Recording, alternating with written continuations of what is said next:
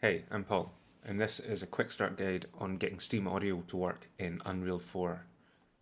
So to start us off, the first thing we're going to need is to expose some additional parameters in the actual engine so we can enable some of the features of the plugin, which is included with Unreal now. So what we need to do is you need to find your Unreal Engine editor application, the actual exe for the editor, and create a shortcut. And I've just placed mine on the desktop here. And then you want to right click it and go to properties, and then in the target you want to add a space after the file path and then dash audio mixer, just like that, and then apply that and just launch it from here. Every time you're using this project, I would launch it from this shortcut just to make sure everything is loading as it should. Okay, so now that you've loaded into your project, whichever project you choose, I've set up this quick one just for a streamlined way to show off the Steam Audio. So once you land here, you want to go to your plugins under Edit and just make sure that Steam Audio is enabled here. You'll need to restart once this has been enabled, but once you've done that, you should end it back here. Okay, so the second step is to change some of your project settings here. So you want to come over to Platforms and then Windows if you're on Windows, and change these plugins for spatialization, reverb, and occlusion all to Steam Audio from the defaults. And then further down in the Steam Audio tab, this is where you can edit all the kind of global parameters for Steam Audio. So at the moment, I'm running baked as I've already tested this and baked all the reverbs. So I'm just going to leave this as it is for now.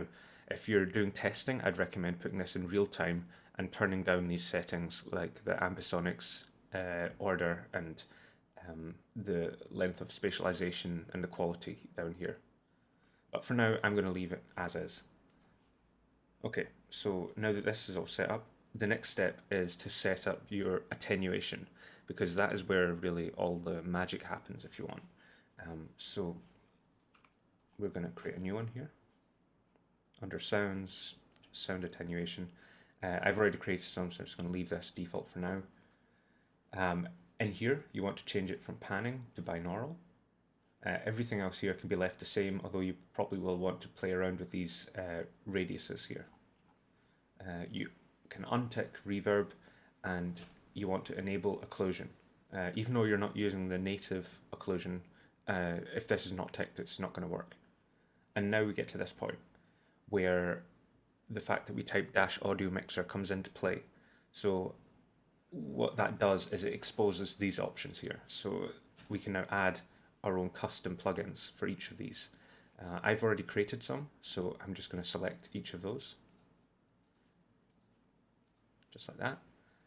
And then we want to set these up. So in our spatialization, we want to make sure it's HRTF and bilinear. This just gives us the best quality. In our occlusion source settings, we want to put it to frequency dependent, which is the most expensive but gives you the most realistic results. So this allows us to use materials on surfaces to give us more, natural reflections. And you want to change this from raycast to partial here. So we get more balanced occlusion, so it's not just direct, it actually has further bounces that it does. And in our reverb source, I've set mine to baked.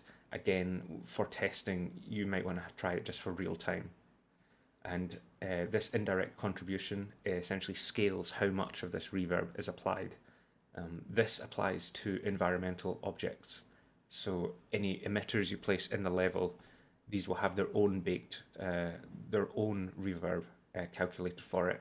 In our main project settings, this reverb here is applied only to the player. So this is a player-centric reverb, which can be good if you've got a lot of emitters just to calculate this and leave it on real time, bake this, and leave everything else on real time, or even disable if you prefer.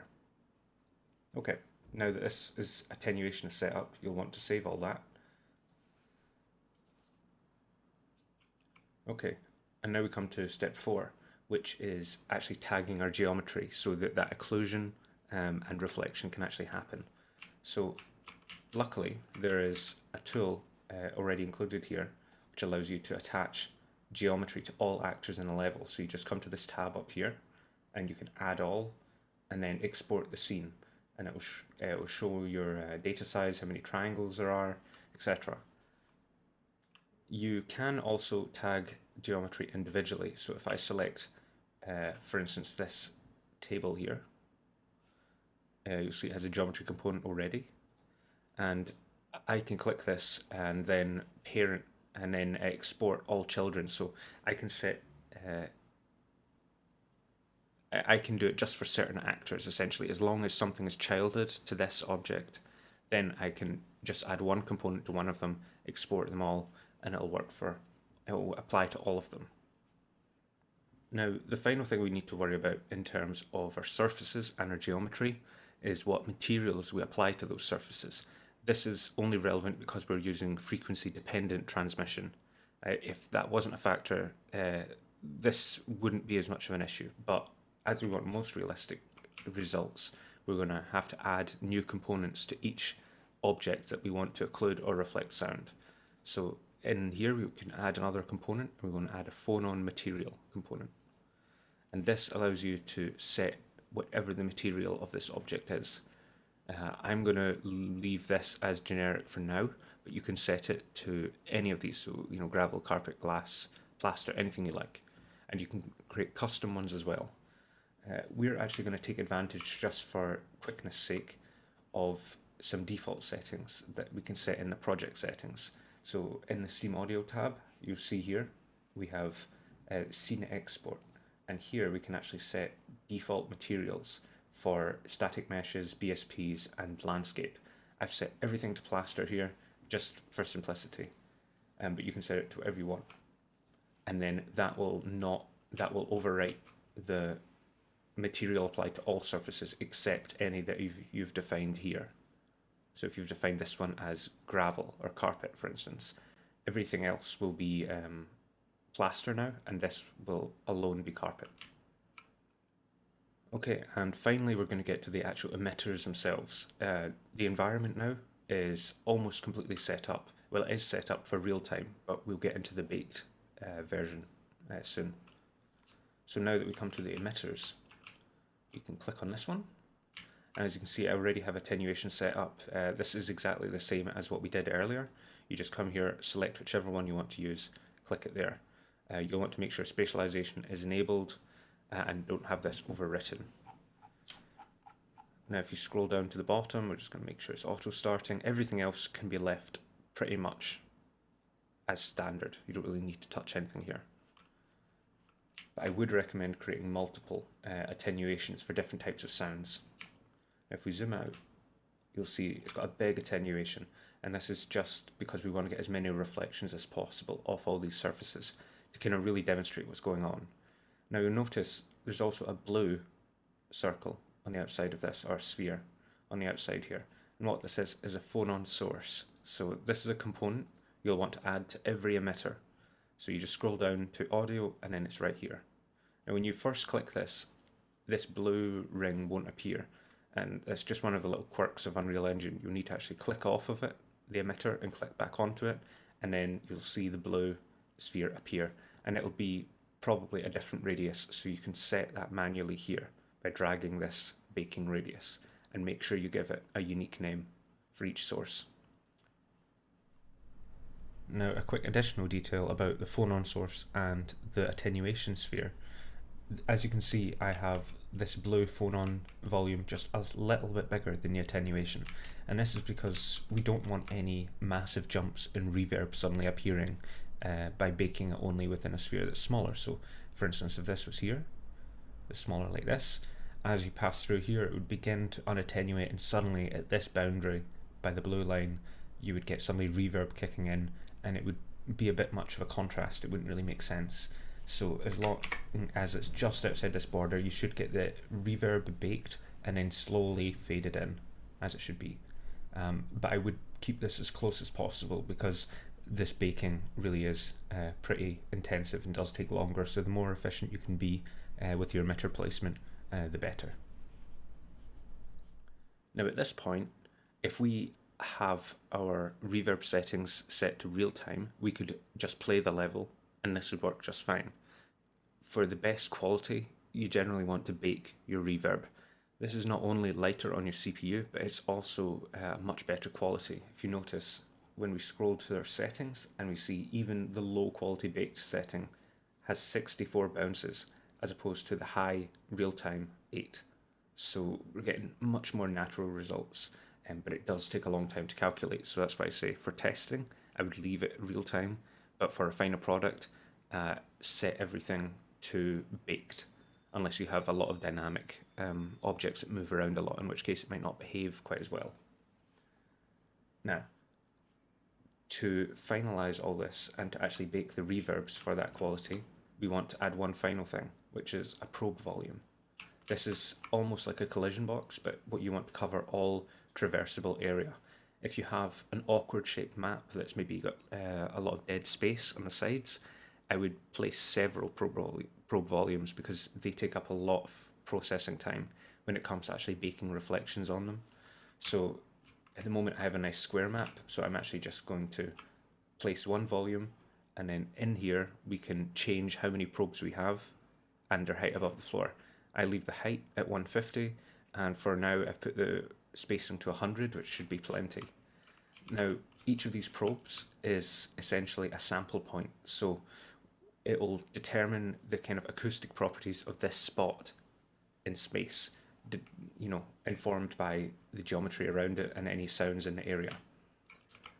So 100 here should give us plenty of source points. So all we have to do is press generate probes, and then you'll see suddenly all these blue dots appear. They will initially be invisible, but now they're here.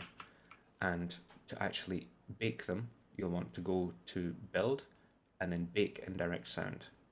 Now mine's come down at the bottom. Okay, so you can see all the sources and this reverb here.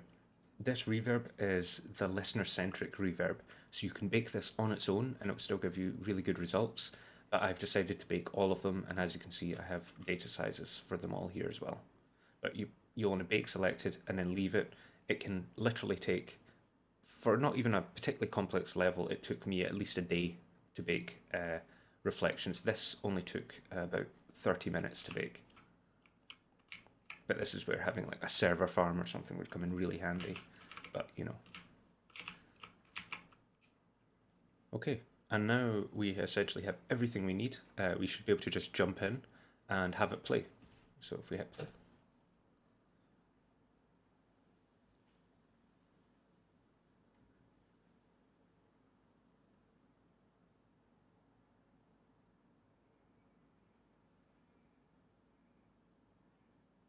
Well, that's unfortunate. Okay, having recovered from a crash, let's try that again. Okay, so here we are. Now, at the moment, we have a sound in this room, and we have sound here. You won't be able to hear anything because we're getting some good collision happening. But if I head through here, you can hear there's a lot of reverberation. You can actually hear it's still a little bit too springy. You can hear the distinct reflections, so we might have to lower our indirect contribution a bit more, or perhaps even bake it a higher quality setting so we get more reflections to smooth them out. But for now, this is plenty. You can hear there's a little bit of spatialization on either side, but if we come into the room,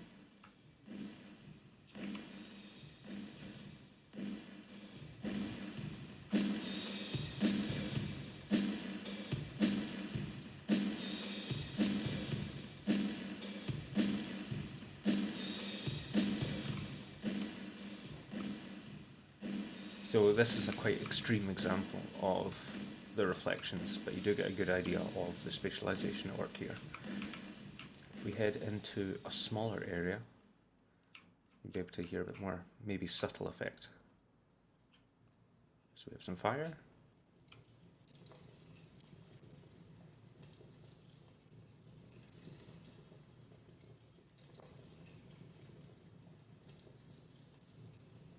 And as you can hear, the results are pretty impressive. It actually still sounds quite good in real time, but for just like a kind of showpiece or something, I would absolutely recommend baking all this. But yeah, so this was a quick example of how to get Unreal working with Steam Audio. I hope you enjoyed. Thanks. Bye.